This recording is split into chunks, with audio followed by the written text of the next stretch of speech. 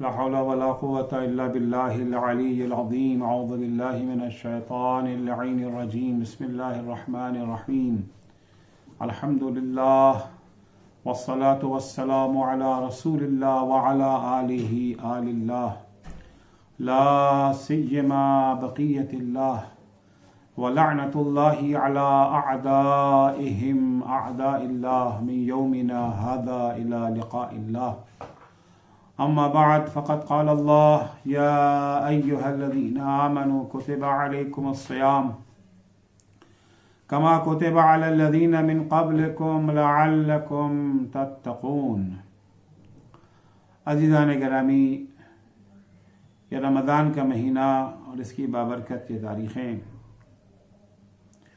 یہ وہ مہینہ ہے جس میں ہم اللہ کے مہمان ہیں. اس نے ہماری ضیافت کا خصوصی بندوبست کیا ہے. اس مہینے میں اس نے ہمیں روزے جیسی نعمت سے نوازا جس کا مقصد حصول تقوی ہے. تقوی اتنی اہم چیز ہے جس کے بغیر انسان کی نجات کا تصور بھی نہیں کیا جا سکتا. اسی اہمیت کے پیش نظر قرآن مجید نے بھی اس پر بہت زور دیا، اور ائمہ طاہرین علیہم السلام نے بھی. اور ہر انسان مومن کی یہی تمنا اور آرزو ہوتی ہے کہ وہ ہمیشہ زیور تقوی سے آراستہ رہے. اور ہر مومن جو تقوی کا طلبگار ہے وہ اس جستجو میں رہتا ہے کہ اپنے کو پرکھے، اپنے کو جانچے کہ وہ زیور تقوی سے آراستہ ہوا یا نہیں ہوا. مولا کائنات کے خصوصی صحابی جناب حمام مولا سے اسی کسوٹی کا تقاضا کر رہے تھے. مولا، متقین کی صفات کیا ہیں، متقین کی پہچان کیا ہے، اس سے ہمیں آگاہ کر دیجیے. مولا کائنات حمام کے جواب میں ایک طویل خطبہ بیان فرماتے ہیں اور 110 صفات متقین کے بیان کیے ہیں. مولا نے ایک صفت یہ بیان کی تھی کہ متقین جو ہوتے ہیں، صاحبان تقوی جو ہوتے ہیں، وہ تمام فضائل ان کی ذات میں یکجا اور جمع رہتے ہیں. اس کے بعد دوسری صفت مولا یہ فرماتے ہیں کہ وہ مشیہم التواضع، ان کی مشی میں تواضع اور انکساری پائی جاتی ہے. مش سے کیا مراد ہے؟ مشی کسے کہتے ہیں؟ یہاں مشی کی دو تفسیر بیان کی گئی ہے. پہلی تفسیر یہ ہے کہ مش سے مراد یہی راستہ چلنا ہے. وہ جب راستہ چلتے ہیں تو تواضع اور انکساری کے ساتھ راستہ چلتے ہیں. ان کے چلنے کے انداز میں تواضع و انکساری پائی جاتی ہے. ہوتے ہیں کچھ لوگ جب راستہ چلتے ہیں تو اکڑ کر غرور و تمکنت کے ساتھ چلتے ہیں، زمین پر پیر پٹختے، سینہ پھلائے اور سر کو اوپر کی طرف اٹھائے ہوئے چلتے ہیں. جس طرح سے جسم کے اوپر رونما ہونے والی تبدیلیوں سے جسم کے اندر پیدا ہونے والی بیماریوں اور کیفیات کا پتہ چلتا ہے، اسی طرح ہمارے حرکات و سکنات سے ہماری روحانی و نفسانی کیفیات کا بھی اندازہ ہو سکتا ہے. جب ہمارے بدن میں پھوڑے پھنسیاں نکل آتی ہیں تو یہ سمجھا جاتا ہے کہ ہمارے لیور کے فنکشن میں کوئی گڑبڑی پیدا ہو گئی ہے. اگر آنکھیں پیلی ہو جاتی ہیں تو صفرا کی تھیلی میں بیماری کا اندازہ ہوتا ہے. جب ہونٹوں پر سیاہی چھانے لگتی ہے تو قلب کے دریچے کے ٹھیک سے کام نہ کرنے کا پتہ چلتا ہے. اسی طرح سے ہمارے حرکات و سکنات، ان سے ہماری روحانی کیفیات کا بھی اندازہ ہو جاتا ہے کہ ہماری روح بیمار ہے یا صحت مند. آج سائنس نے کافی ترقی کے بعد باڈی لینگویج کا انکشاف کیا ہے. اس کے ذریعے ہماری ظاہری حرکات و سکنات سے ہماری اندرونی کیفیات و خیالات کا اندازہ لگایا جا سکتا ہے. امیر المومنین حضرت علی بن ابی طالب علیہ السلام 1400 برس قبل اس حقیقت کی طرف اشارہ فرمایا تھا. مولا فرماتے ہیں کہ ما ازمر احد شیئا الا ظہر فی فلطات لسانہ وصفحات وجہہ. انسان جس بات کو دل میں چھپانا چاہتا ہے وہ اس کی زبان کے بے ساختہ جملوں اور چہرے کے آثار سے نمایاں ہو جاتی ہے. مولا کائنات امیر المومنین حضرت علی بن ابی طالب علیہ السلام کی نظر میں متقی و پرہیزگار انسان کو اس کی چال ڈھال سے پہچانا جا سکتا ہے. اس کی ایک پہچان متواضعانہ چال ہے. قرآن مجید نے ہمیں اکڑ کر چلنے سے منع کیا ہے.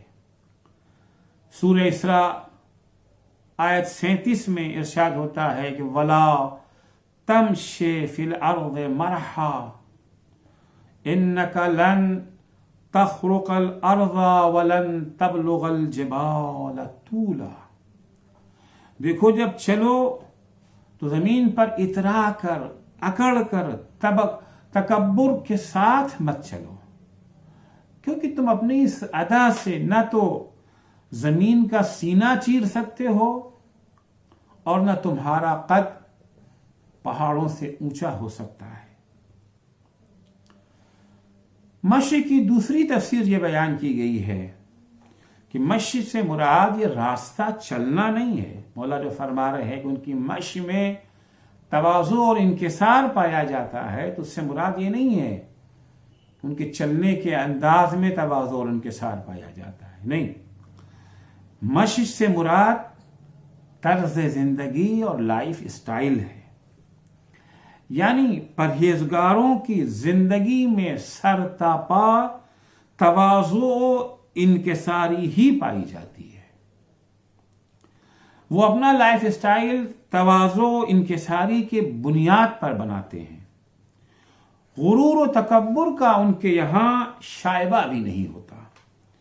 ان کا ہر کام، چاہے وہ پڑھنا ہو یا پڑھانا، بزنس و کاروبار ہو یا عبادات و زیارات، خدمت خلق ہو یا امر بالمعروف و نصیحت، سب کی اساس و بنیاد میں انکساری کا عنصر شامل ہوتا ہے.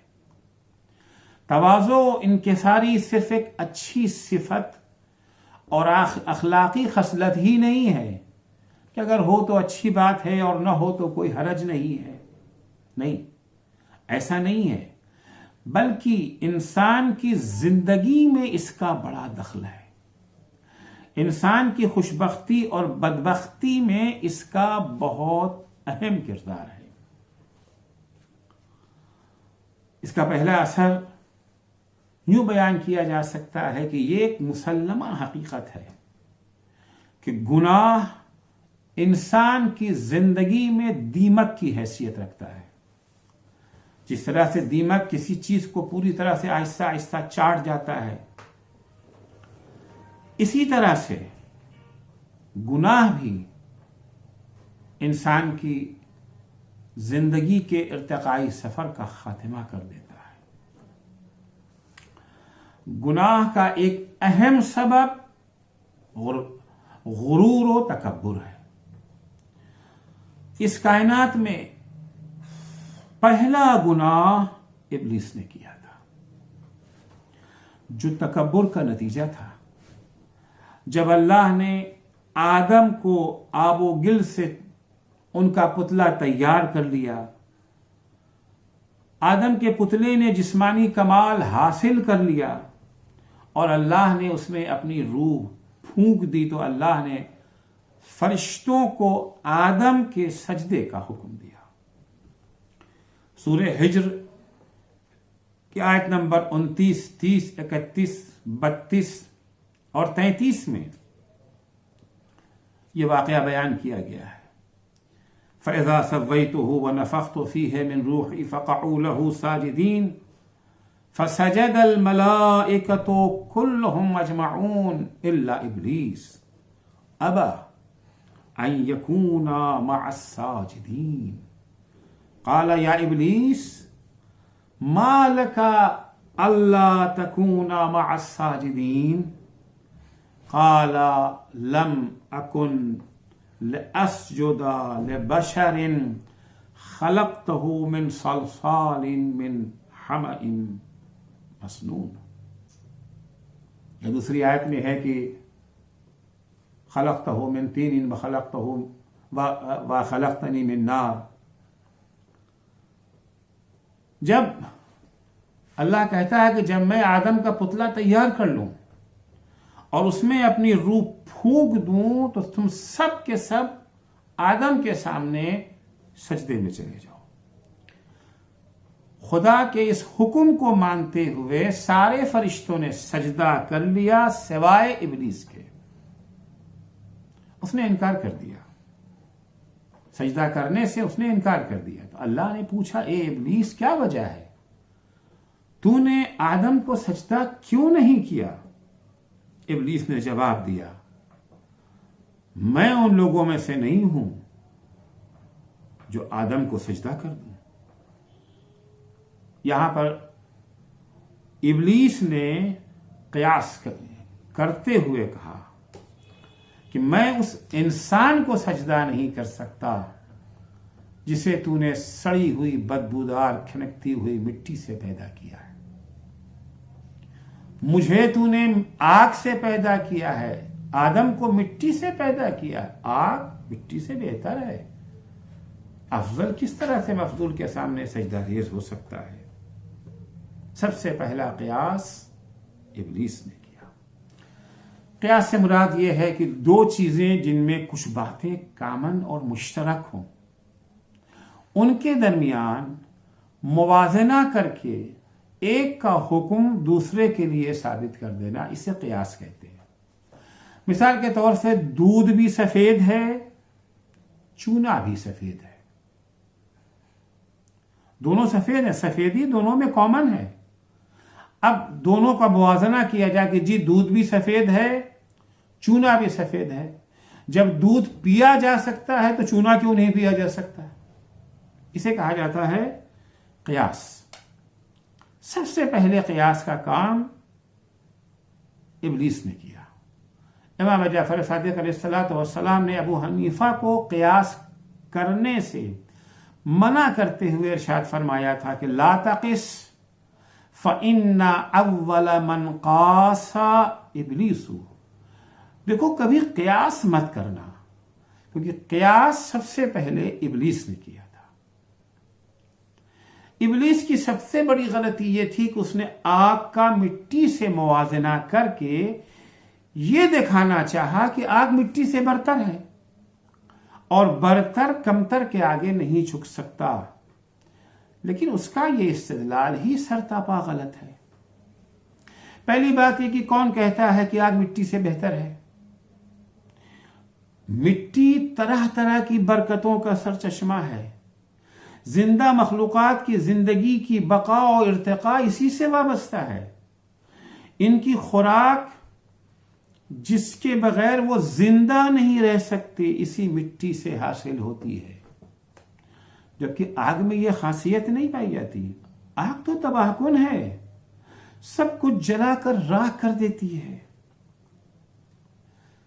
جس وقت زمین آگ کے گولے کی شکل میں سورج سے جدا ہوئی تو وہ سکونت کے قابل نہیں تھی.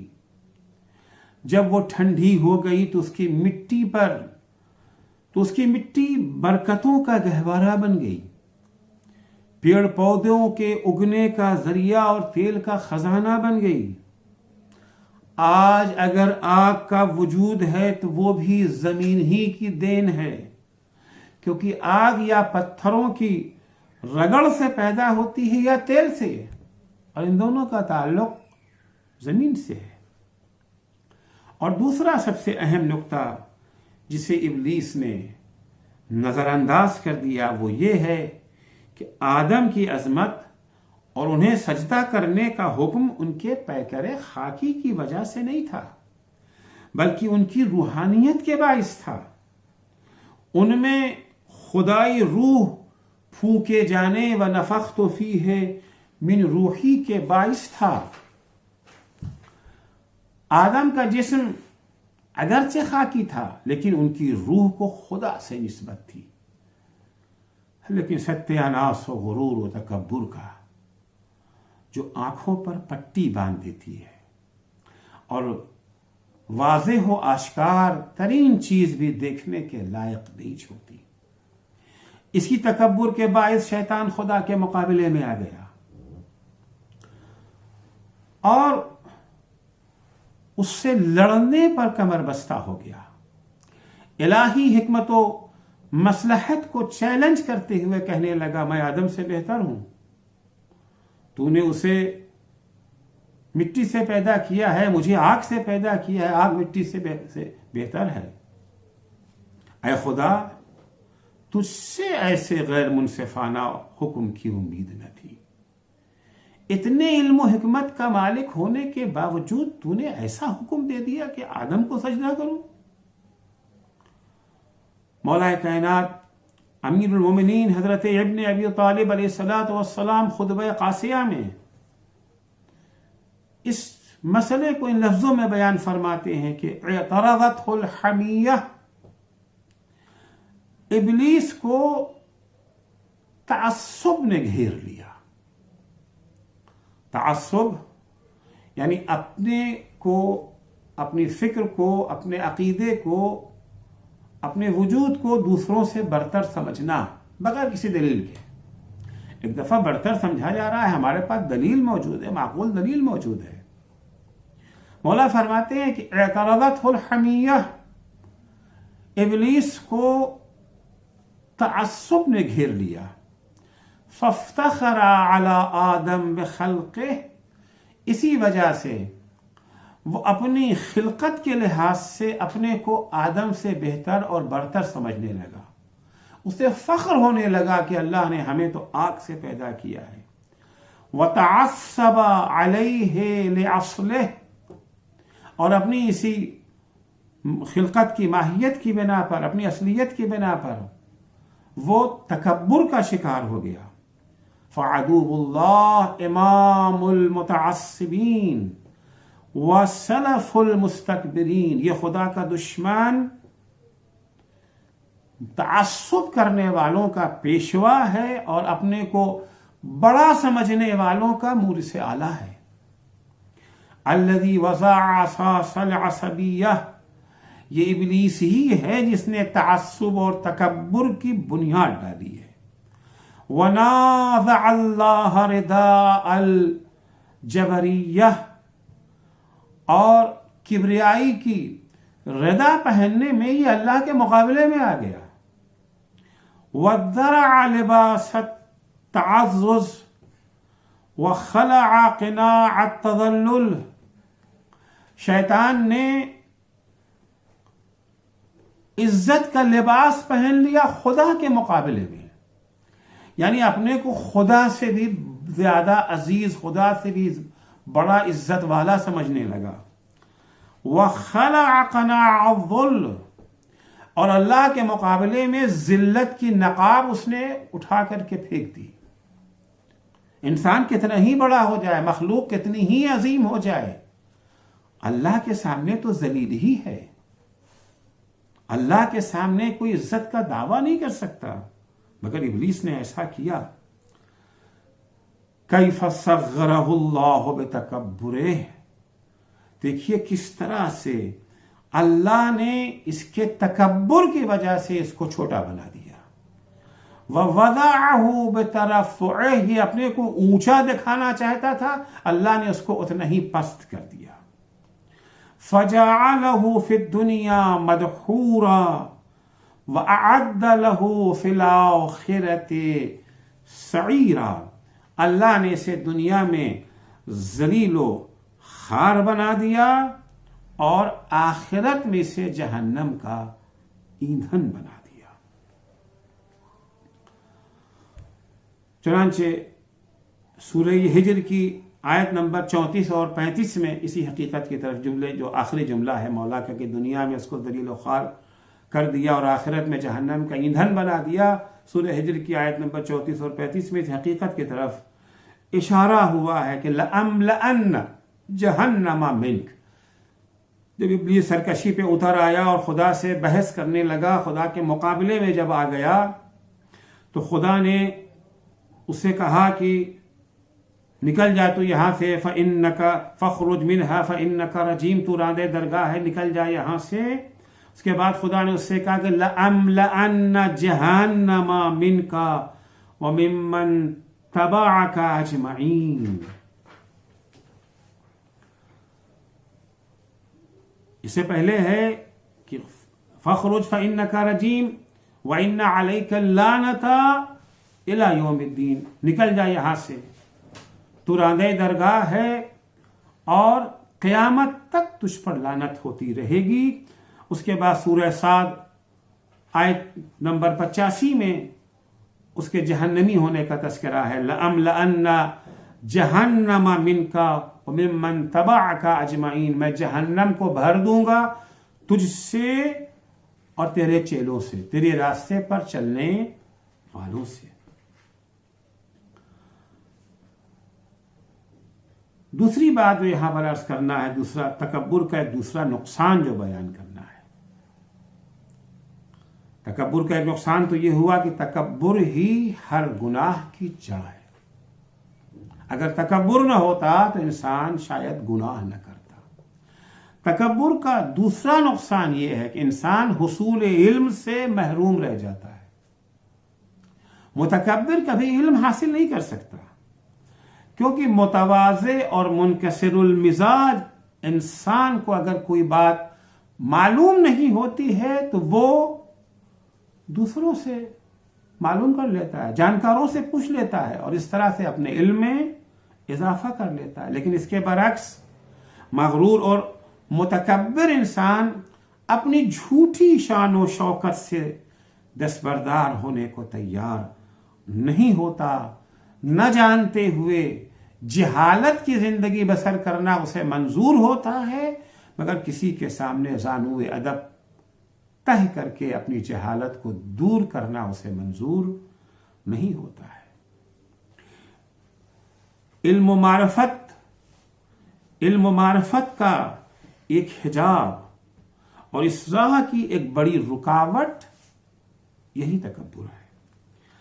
تواضع و انکساری جہاں علم و دانش میں اضافے کا باعث ہوتی ہے، وہیں قبول حق میں بھی مددگار ثابت ہوتی ہے، اور تکبر قبول حق کی راہ میں رکاوٹ بن جاتا ہے۔ تواضع و انکساری اسلامی تعلیمات کا بنیادی حصہ ہے۔ مولا فرماتے ہیں الاسلام هو التسلیم، اسلام کیا ہے؟ خدا، پیغمبر اور حق کے سامنے سر جھکا دینا۔ لیکن مغرور اور متکبر انسان کبھی سر جھکانے کو تیار ہی نہیں ہوتا ہے۔ اسی لیے تکبر کا اسلام سے کوئی جوڑ نہیں ہے، بلکہ یہ صفت تکبر انسان کو دائرہ اسلام سے خارج کر کے کافر بنا دیتی ہے۔ متعدد آیتوں میں غرور و تکبر کی شدید مذمت کی گئی ہے اور اسے قبول حق کی راہ میں بڑی رکاوٹ قرار دیا گیا ہے۔ چنانچہ سورہ بقرہ کی آیت 87 میں ارشاد ہوتا ہے أَفَكُلَّمَا جَاءَكُمْ رَسُولٌ بِمَا لَا تَهْوَى أَنفُسُكُمْ اسْتَكْبَرْتُمْ، جب بھی تمہارے پاس رسول کوئی ایسا حکم لے کر کے آئے جو تمہارے نفس کو گوارا نہ تھا، جو تمہارے نفس کو پسند نہ تھا، استکبرتم، تو تم نے تکبر سے کام لیا۔ فَفَرِيقًا كَذَّبْتُمْ، وَفَرِيقًا تَقْتُلُونَ۔ اس تکبر کے باعث انبیاء کی آواز پر لبیک کہنے کے بجائے، ان کی ہدایات کو قبول کرنے کے بجائے تم نے کچھ انبیاء کو جھٹلا دیا اور کچھ انبیاء کو قتل کرتے رہے۔ کیوں نہیں مانا؟ تکبر کی بنا پر، غرور کی بنا پر۔ تکبر کا تیسرا اہم نقصان یہ ہے کہ انسانی سماج کا نظام درہم برہم ہو جاتا ہے۔ لوگوں کے آپسی تعلقات تکبر کے باعث خراب ہو جاتے ہیں، جبکہ اس کے برعکس تواضع و انکساری انسانی سماج کے نظام کی بقا و سلامتی کی ضمانت ہے۔ تاریخ گواہ ہے کہ اکثر خونریز جنگوں کا سبب یہی غرور و تکبر، یہی گھمنڈ اور خود پسندی تھی۔ اپنے کو دوسری قوموں سے بہتر و برتر سمجھنا تھا۔ پہلی اور دوسری جنگ عظیم کی آگ اسی تصور نے بھڑکائی۔ نازی جرمنی اور اس کے سربراہوں نے یہ یقین کر لیا تھا کہ جرمن نسل تمام نسلوں سے برتر ہے، جس کے نتیجے میں جنگ کے شعلے بھڑک اٹھے اور وسیع پیمانے پر مختلف ملکوں میں انسانی، اقتصادی اور ثقافتی سرمایہ تباہ کر دیا گیا۔ آج ہمارے زمانے میں بھی اسی متکبرانہ مزاج کے باعث 5 ملکوں نے سیکورٹی کونسل میں ویٹو پاور حاصل کر کے تمام دنیا کا نظام درہم برہم کر دیا ہے۔ اسی متکبرانہ مزاج سے متاثر ہو کر امریکہ اور صہیونیت قتل و غارت، خونریزی اور سفاکیت کا ننگا ناچ رہی ہے۔ اگر ان کی حلق سے یہ بات اتر جائے کہ ہم سب بنی آدم ہیں اور مٹی سے پیدا ہوئے ہیں اور آدم مٹی سے پیدا ہوئے تھے، انتم بنو آدم و آدم من تراب، تو جنگ کے شعلے ہمیشہ کے لیے خاموش ہو جائیں گے۔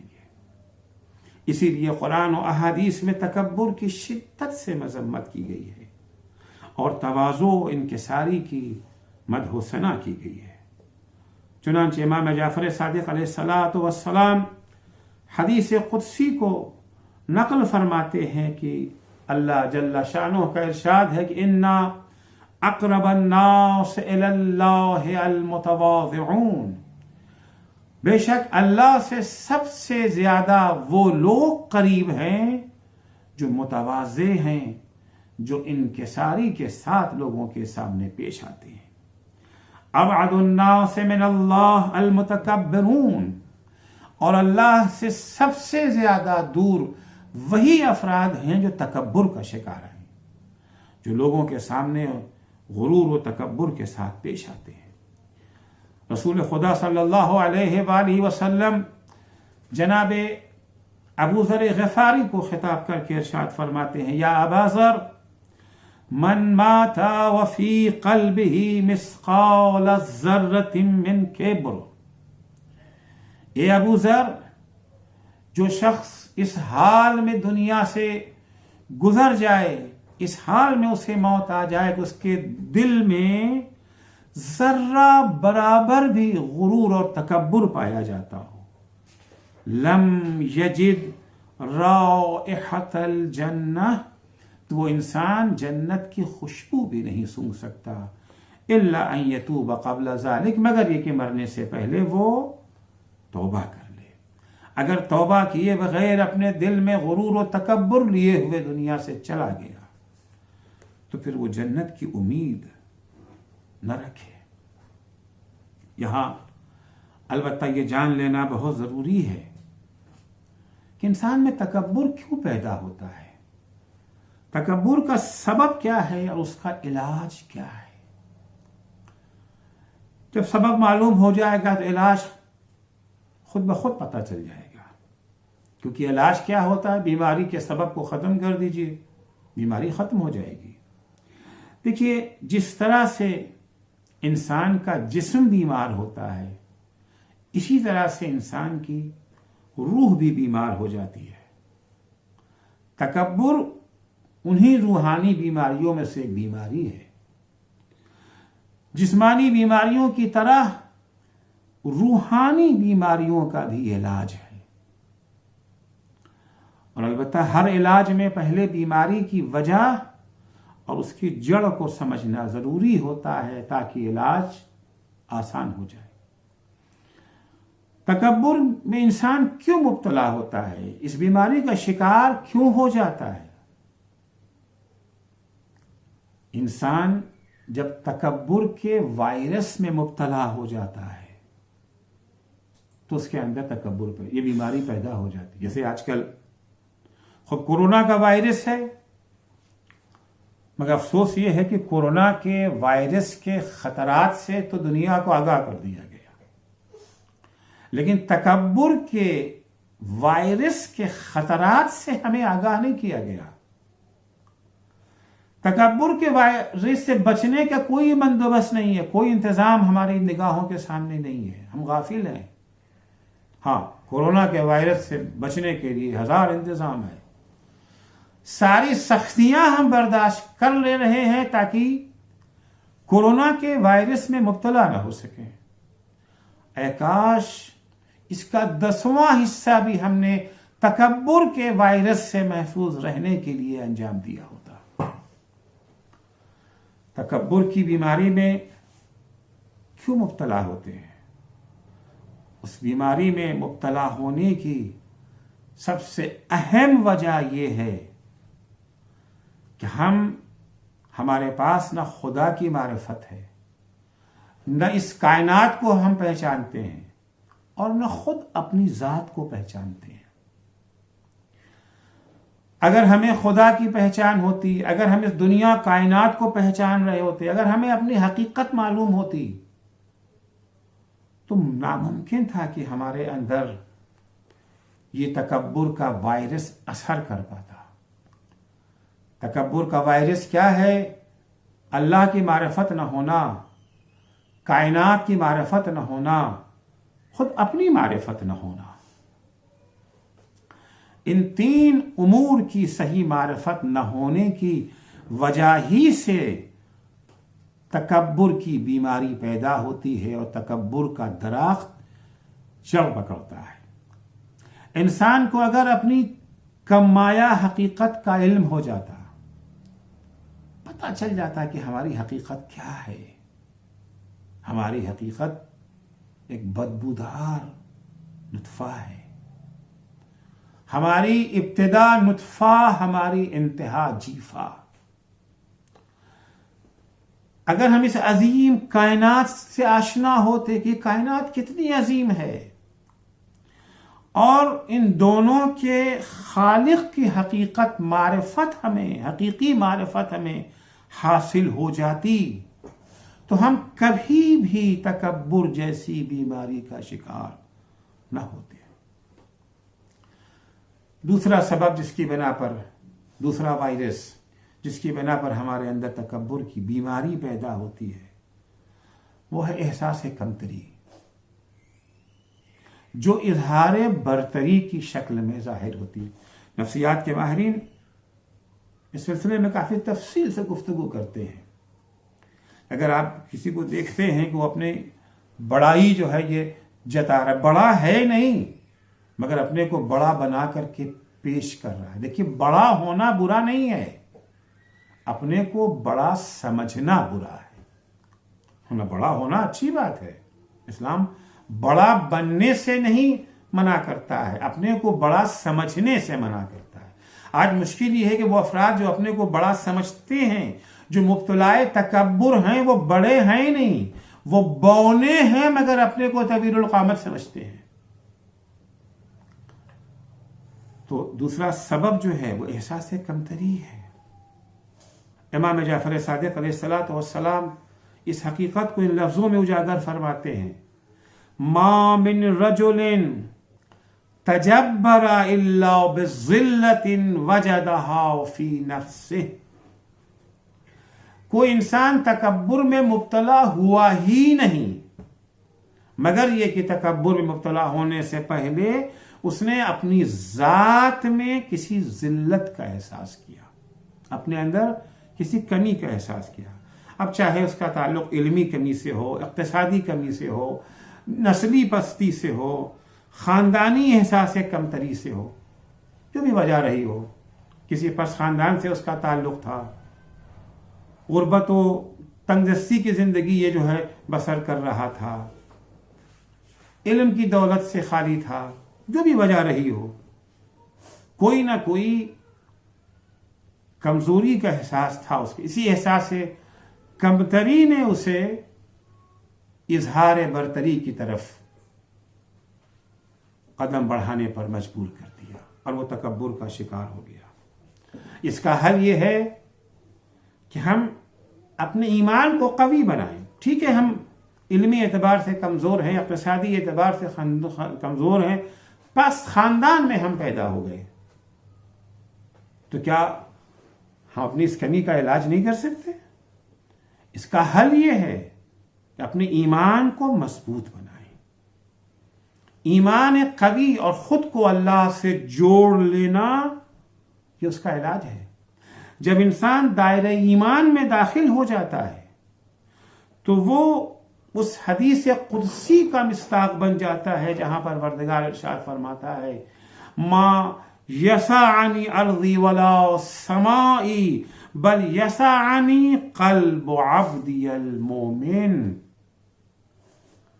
نہ زمین میں یہ گنجائش تھی، نہ آسمان میں گنجائش تھی کہ وہ ہمیں اپنے دامن میں لے لیتی. یہ گنجائش میرے مومن بندے کے قلب میں ہے. میرے مومن بندے کا قلب اتنا وسیع ہے کہ اس کا قلب میرا عرش بننے کی صلاحیت رکھتا ہے. میرا عرش بننے کی صلاحیت نہ زمین میں ہے، نہ میرا عرش بننے کی صلاحیت آسمان میں ہے. اللہ اکبر. دولت ایمان سے مالا مال ہونے کے بعد انسان کتنا عظیم بن جاتا ہے. اس کی ساری کمزوریاں، اس کی ساری کمیاں ختم ہو جاتی ہیں، اور ایمان کے دائرے میں داخل ہونے کے بعد انسان کے اندر احساس کمتری بھی ختم ہو جاتا ہے. ٹھیک ہے، میں غریب ہوں، میں کم علم ہوں، میں پس خاندان میں پیدا ہوا ہوں، میں بد شکل ہوں، تو کیا ہوا؟ میرا دل عرش خدا ہے. تیسرا سبب جس کی بنا پر انسان تکبر کی بیماری میں جو ہے مبتلا ہو سکتا ہے وہ خود غرضی اور حب ذات ہے.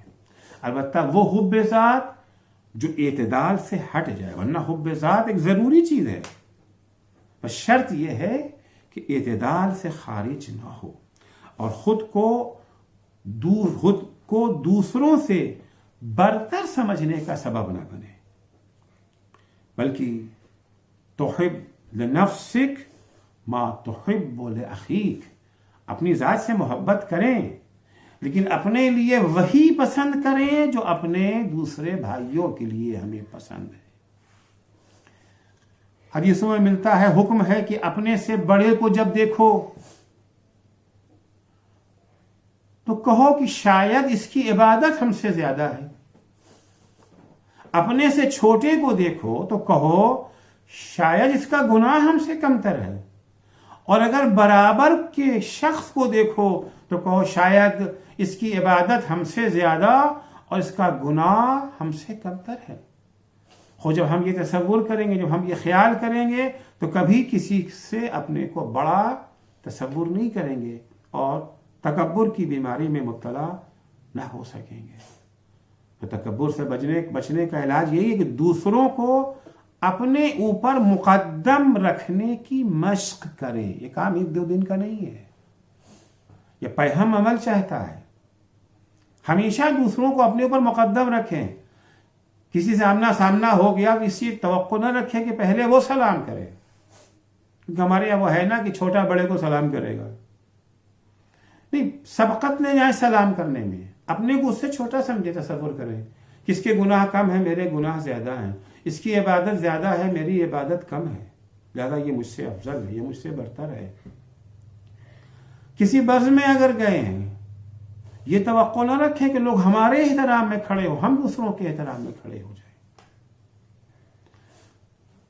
اس طرح سے مشق کرتے کرتے ایک موقع وہ آ جائے گا کہ ہمارے اندر تکبر کا جراثیم پوری طرح سے ختم ہو جائے گا، مر جائے گا۔